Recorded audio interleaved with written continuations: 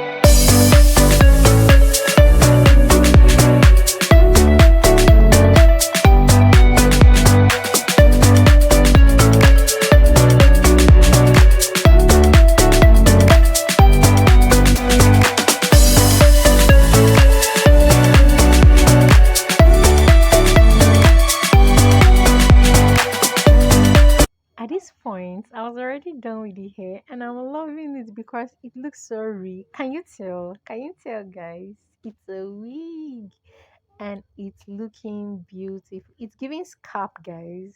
I love, love, love, love this hair. I love this wig. It's so beautiful and it's fine. Thank you for watching. See you in my next one.